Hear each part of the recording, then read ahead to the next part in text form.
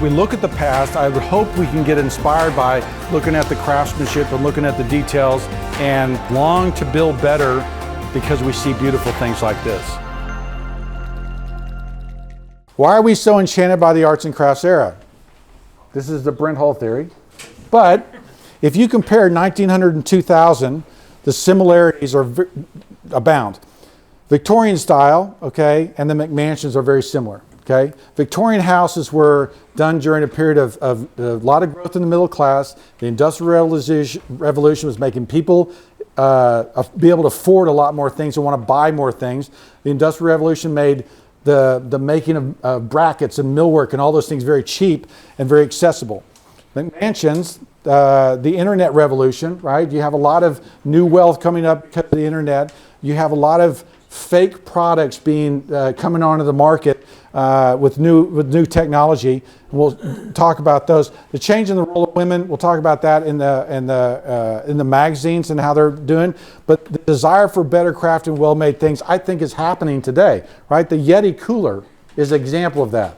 Because they looked at the igloo and they saw the bear go to the commercial to tear the igloo cooler apart, and these are meant to last for a bear attack, right? Like we have bear attacks attacking our Yeti cooler. But we want well-made things, right? We look at that and go, well, I want a better made thing. I don't want to buy something cheap. Does that sound familiar, right? I think that those are the same. So this overwrought, crazy Queen Anne thing with all these different styles. I mean, the Turkish onion, the Queen Anne English stuff. I mean, all crazy stuff. And then this knucklehead. That guy has built that house like 6 times in the Metroplex. It's sinful. It's sinful. There is one in Victorian. Bungalow house, right? A rejection of that Victorian stuff, a very simple, clean house. I think the cottage home movement is a return to simplicity. I think one of the reasons, what's her name? Joanna Gaines, was popular because she caught this simplicity. You think of Sarah Suzanka's house, the book, The Not So Big House, right? A rejection of the overdone Victorian stuff. I mean, one of her things is, we spend money on a dining room that we never go into. Let's have this not so big bed, smaller house built better, right? Those are ideals that was a #1 selling book. Those things matter. And so again, a similarity between the two eras. Lifestyle Revolution 1900, you have the early magazines and stuff going on. These magazines came out the same year. Real Simple Magazine and Dwell, right? Both expressing these simplified, simple ideas. What are they reacting to? The McMansions, right? They're reacting to that overbuilt, crazy, silly, cheaply built stuff. Let's get simple. Let's look at that house. I mean, if that's a house. Completely different.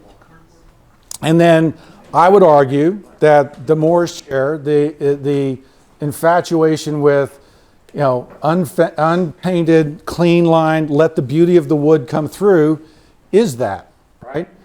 Let's not cut that wood at all. Let's let the natural slab of the wood be our beautiful thing. I mean, look at you go on Instagram and there's 10 people building slab furniture now.